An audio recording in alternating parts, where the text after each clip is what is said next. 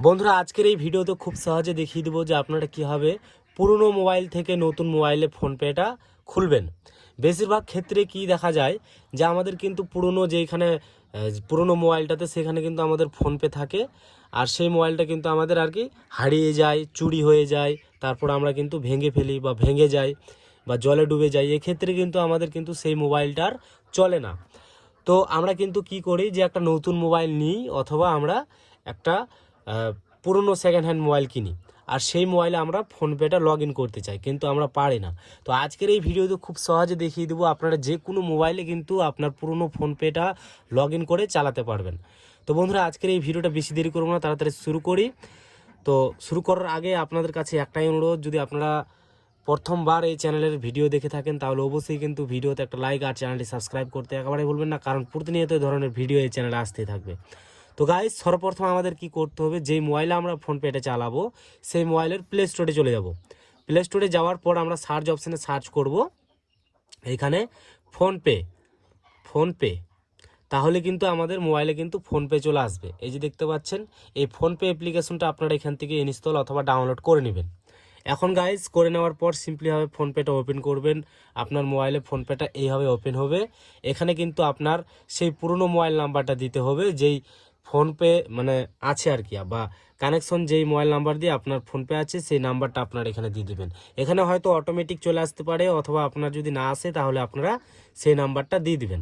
দেওয়া হয়ে গেলে আপনাদের সামনে কিন্তু এভাবে আসবে। এখানে কিন্তু একটা ওটিপি কনফার্ম করবে, সেই ওটিপিটা কিন্তু আমাদের চলে এসছে, আর এখানে কিন্তু অটোমেটিক সেই ওটিপিটা কানেকশন নিয়ে নিয়েছে। এখন আমরা কি করব, এখানে হুইলস ইউজিং দ্য অ্যাপস এখানে আমরা ক্লিক করব। এখান থেকে আমরা সিম্পলি অ্যালাউ দিয়ে দেবো। এখানে বন্ধুরা আমি আরেকটা কথা বলি, সেই কথাটা হচ্ছে কি, এখানে আবারও অ্যালাউ দিয়ে দিই। অ্যালাউ দেওয়া হয়ে গেছে। কথাটা হচ্ছে কি, যে যেই ফোনপেটা আগে ছিল আপনার যেই মোবাইলে, সেই মোবাইলে যেই মোবাইল নাম্বারটা ছিল সেই মোবাইল নাম্বারটা কিন্তু লাগবেই গাইস। সেই মোবাইল নাম্বারটা না হলে কিন্তু আপনারা সেই ফোনপেটা চালাতে পারবেন না। যদি আপনারা সেই মোবাইল নাম্বারটাই হারিয়ে দেন তাহলে কিন্তু সেই নতুন মোবাইল নাম্বার নিলে সেই মোবাইল নাম্বারটা আপনাকে ব্যাংকে গিয়ে যোগাযোগ করে লিঙ্ক করতে হবে, অথবা আপনার সেই পুরনো যেই মোবাইল নাম্বারটা হারিয়ে গেছে সেই মোবাইল নাম্বারটাই কিন্তু এই একই নাম্বারে কিন্তু আপনাকে বার করতে হবে সেই কেয়ারে গিয়ে। যদি আপনার এয়ারটেল সিম হয় তাহলে এয়ারটেল কেয়ারে গিয়ে, অথবা জিও হলে জিওতে গিয়ে আপনারা সিম্পলি হবে সেই ডকুমেন্ট দিয়ে আপনারা একই নাম্বারে সিম পেয়ে যাবেন। এখন গাইস আমাদের ফোনপেটা ওপেন হয়ে গেছে ঠিকই, কিন্তু আমরা এখন এখান থেকে ব্যালেন্স দেখব, অথবা আমরা এখান থেকে ব্যালেন্স যদি পাঠাই তার আগে আমাদের কিছু কানেকশন করতে হয়। আমরা এই যে দেখতে পারবো চেক ব্যালেন্স, এই অপশানে ক্লিক করব। ক্লিক করার পর আমরা এখান থেকে আমাদের যে মোবাইল নাম্বারটা আছে সেই মোবাইল নাম্বারে কয়টা ফোনপে আছে সেগুলো কিন্তু এখানে দেখিয়ে দিবে। এখন আমরা এখানে দেখতে পারবো অ্যাক্টিভ, আমাদের কিন্তু অ্যাক্টিভ করা নেই আমাদের অ্যাকাউন্ট নাম্বার।